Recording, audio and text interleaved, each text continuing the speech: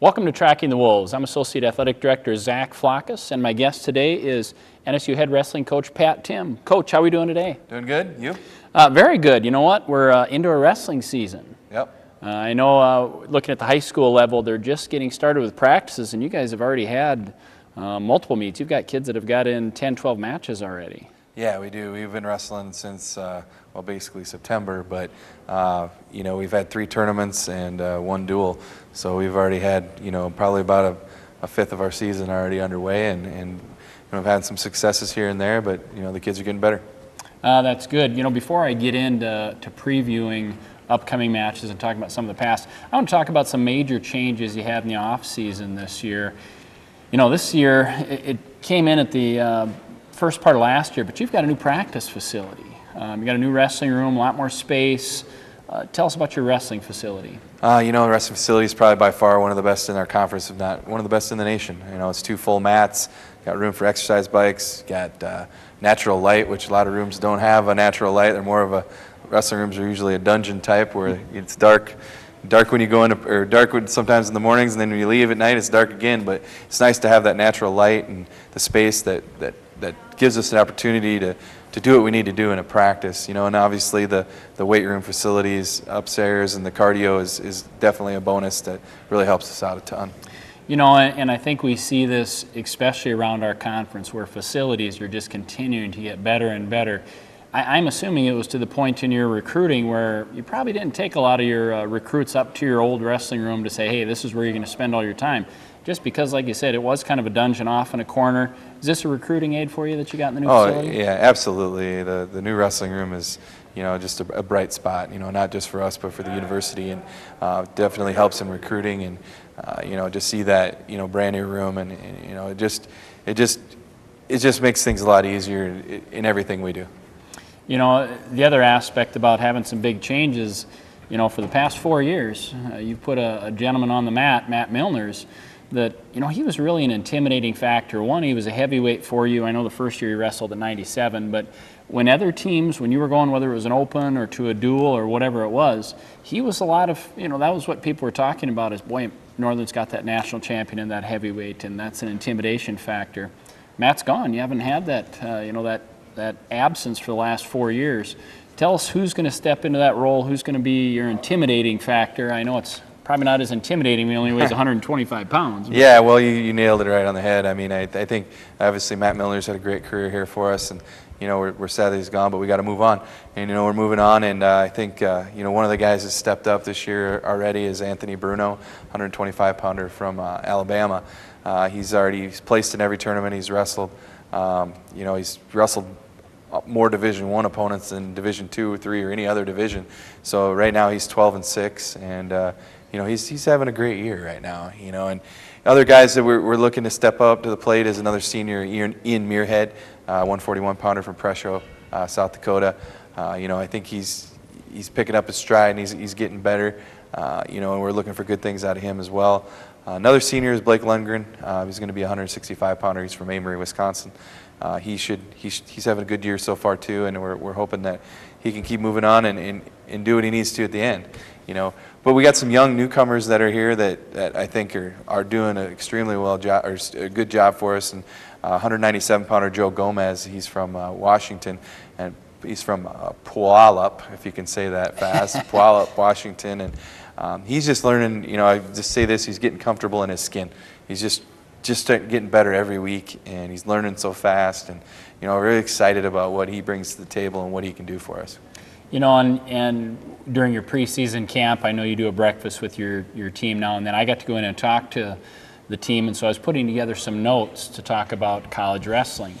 And at the Division II level, there's, 55, 56 programs in the country. There's only 10 weight classes. So when you really think about it, there are only 550 or so Division II college wrestlers in the country, which means the recruiting aspect and the competition is just that much tougher and that much more difficult. As you look around the country, you mentioned you've got a kid from Washington, and where do you have to go to do your recruiting anymore? Is it, can you still find some kids in South Dakota? Do you have to branch out? Where's your recruiting base? South Dakota, we would love to have South Dakota kids and we can get them, but our population it hurts us, the population in South Dakota. And, we've had to go out and go elsewhere. And, to me, we've been looking at places that maybe have lack of opportunities, like the state of Washington doesn't have a college wrestling program except junior college. So there's opportunities there. As far as California, we have 3 kids from California on our team. So, I mean, there's opportunities out there for people. We're trying to look at that, and we're trying to fill the weights we need with quality athletes. And it just makes it that much more competitive when you come in the room. When you've got several South Dakota athletes on your team, they know each other. There's a little bit of that, wow, I wrestled this kid in high school, or I've seen him wrestle. When you bring a kid in from California or Washington, do they bring in a different style of wrestling? I mean, I know the rules are all the same, but you can get officials, coaches that have a lot of differences. How's the wrestling compare in the rest of the country to right Well, now? I think the Midwest is more of a real physical style, more beat on your head, more that type of thing. California and the West, maybe the East, West and East coasts, they're a little bit more finesse, a little bit more not as physical. They tend to not be, as physical as what we may see here. So we kind of got to move them into that direction a little bit, is just be a little bit more physical, while they're wrestling. But they still have some very good technique, good styles. It's just a little different, but we just try to add to it. Sure. You talked a little bit about Bruno's placed in every tournament that you guys have had so far this year. You've gotten, I didn't realize he's already got 18 matches under his belt. Yeah, he's definitely wrestled a lot. He's wrestled some great competition.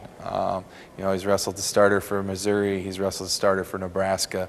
So Wow. I mean, he's wrestled starter from NDSU. So I mean, he's been all over the place. He's doing what he needs to be doing to get better. And I look at it early in the season, you got a lot of opens, some tournaments you're going to. You're starting to get close to your dual season.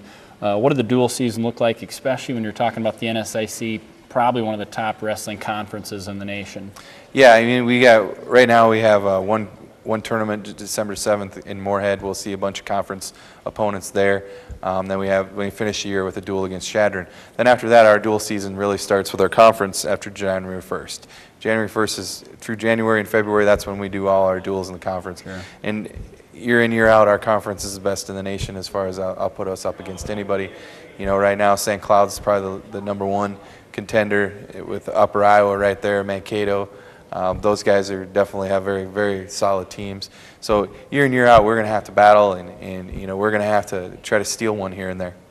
And as they've changed some of the things both in our conference and in our region, I know this year you go a long ways for that regional tournament. The way Division II wrestling works is you kind of wrestle all year long to get seeded in the regional tournament, and then it really comes down to one tournament, whether you qualify for nationals or not. Where's that tournament at this year, and how has it changed? Well, it's in Edmond, Oklahoma, which, if you guys don't know where that's, a long ways away. So what it's changed is we've went from 11 teams as a qualifier to 18 teams in a qualifier. And right now, before it was the top 4 went to the national tournament. Now it's the top 5.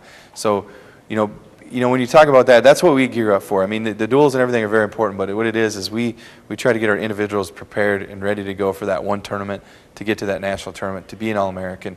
I mean, those are the goals that we look for. Coach, with that, I'm going to let you run. Just put in a plug here. I know we're not at home for a while. We don't wrestle at home until into January, so you're going to be on the road January quite 11th. a bit. January 11th is our next home match, but this weekend, or actually December 7th, is going to be the next tournament. They're going to be up at the Minnesota State Moorhead Open. So, this has been NSU Associate Athletic Director Zach Flackus with NSU Head Wrestling Coach Pat Tim. We'll go on to the next section. Thank you. We know you want family-friendly sporting events. Sporting events where you can be comfortable and entertained in a positive environment. Watching great individuals and teams compete. With commitment, effort, and good sportsmanship. That's what the Division II Game Environment Initiative is about. Be a part of the excitement and find out why. These student athletes say with pride, I chose Division II. Welcome back, guys, and on this week's show we got Blake and Bo from the wrestling team. So, guys, how's it going? It's going pretty good. Nice to be here. Good. So, what are your guys' majors at school here? I'm a human performance and fitness major. I'm in my 5th year of the education program. I'll be graduating in May with a degree in elementary ed and coaching. You guys have any plans yet for when you graduate? Right now I'm in my last year of wrestling, but I'll have another half a year next year here at Northern, and then I want to go to grad school, probably to be a physical therapist. I don't know, I guess I'll just be applying for jobs, seeing where I can get in at a school, hopefully. So. Alrighty. So how's the season been going, guys?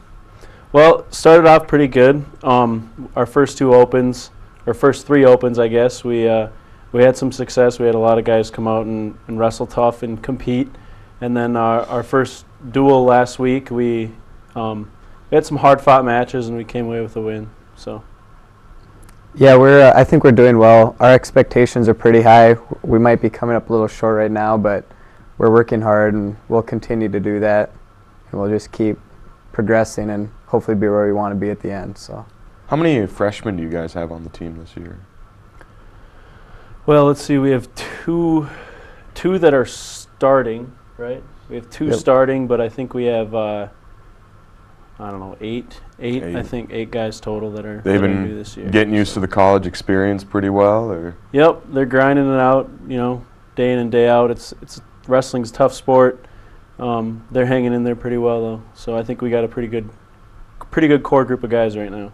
So when you guys aren't on the mat in practice or in a match, what do wrestlers do for fun as a team? Well, we just had a team breakfast. We had 6 a.m. practice this morning. Wow. Then right after that, everybody kind of gets a little bit of a break from cutting weight. So this morning, we all had a kind of a team bonding and had a breakfast up in the old wrestling room. Who was cooking for that? Coach Tim cooked some, and then Josh was cooking the sausage. So Was it good, or could have been better? it's pretty good. Solid. Yeah. Solid? We needed it. So are they going to do that a couple more times, or? Yeah, we usually try to do it whenever we get a little bit of a break. We did it once earlier during the preseason here, and then today was our second one. And we usually have a speaker come in. The first time Flockus came in and talked to us for a little bit, and then today Josh Moon came in and talked to us for a little bit. Okay.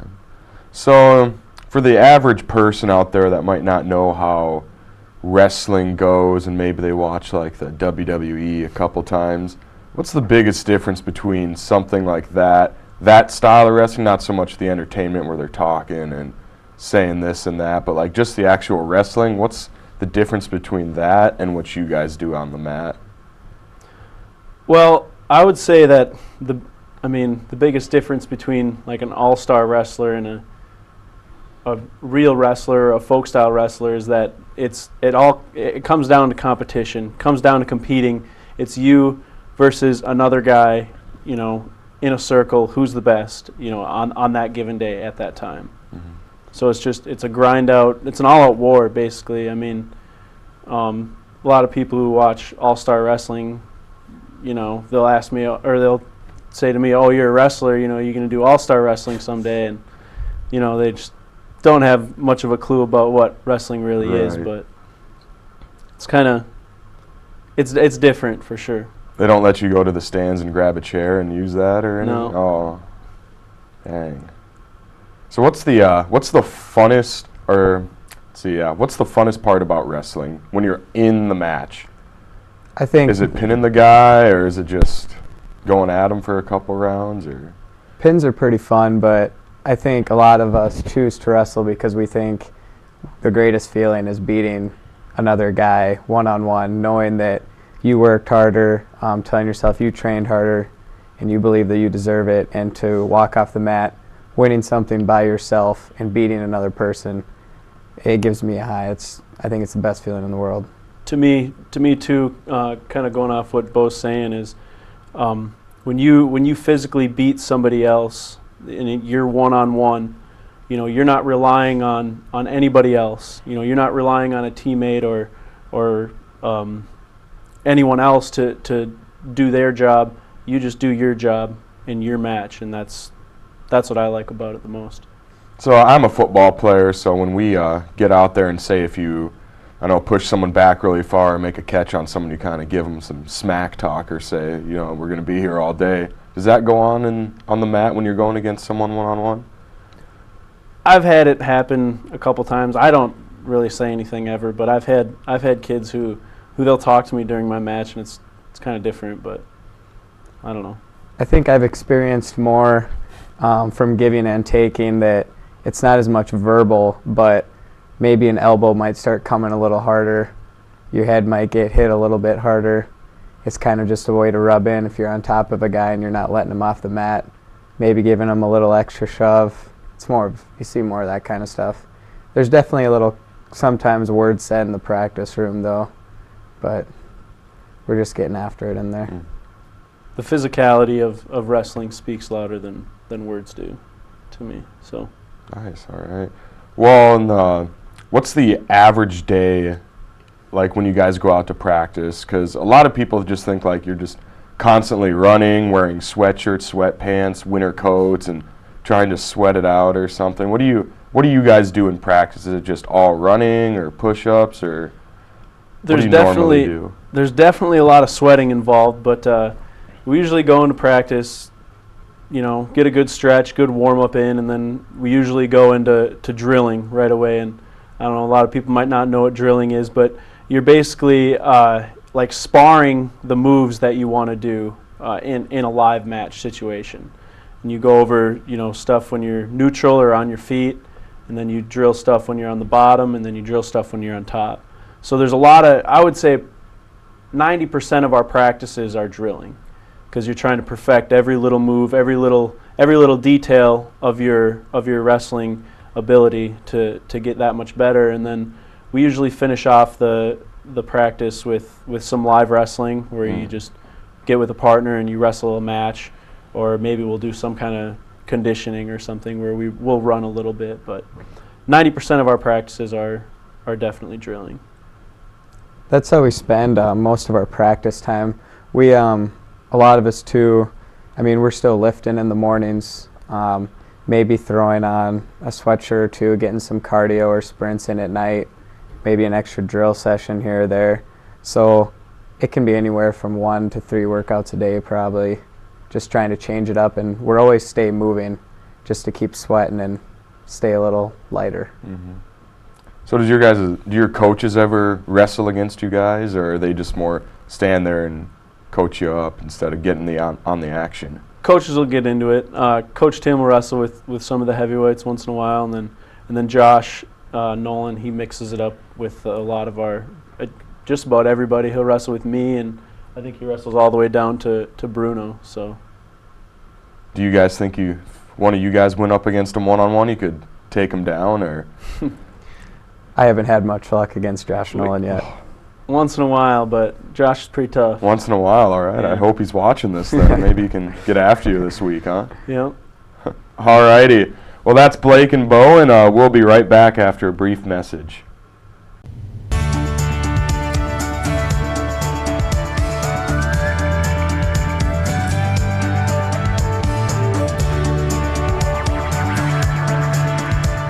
NCAA championships are something special.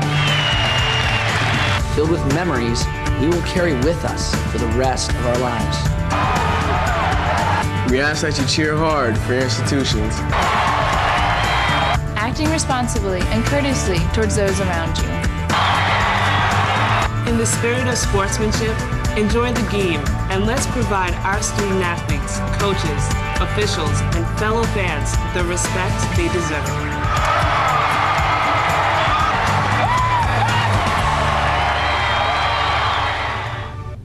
Welcome back, guys, and let's get to the Qdoba Athletes of the Week. And they go out to freshman Caitlin Rhodes and senior Blake Lundgren. Caitlin Rhodes went a perfect 3 for 3 for the Wolves, taking top honors in the 200 freestyle, 500 freestyle, and 400 freestyle relay for the swimming team. Rhodes was just an eighth of a second shy from breaking the school record in the 200 freestyle and about 1 second away in the 500 freestyle. She finished an amazing 20 seconds before all other opponents in the 500 freestyle, while Rhodes and her 400 relay team topped the second-place loopers by nearly 5 seconds. Blake is the Wolves' 174-pound wrestler this season. he recorded a 9-1 major decision in Thursday's meet with the Tigers of Dakota Wesleyan. It was a key match for the Wolves on the night, with Blake adding 14 points in the 26-18 victory. Let's get to some upcoming events for Northern State. The men's and women's basketball teams open the conference schedule on the road up at Moorhead November 30th. Women play at 4 and the men follow at 6. The swimming team will next be in the pool for the Rochester Invite December 7th and 8th. The wrestling team will return to action December 7th as they travel all the way up to Moorhead for an open. And some great news in Northern this week. The NSU volleyball team will head to the national tournament with the 6th seed in the Central Region. They play Concordia St. Paul Thursday night, December 5th in Duluth. So let's go out there and support the women, and let's bring home the gold. And that's all we have for the upcoming events this week, and we want to wish everyone a happy Thanksgiving, and as always, go Wolves!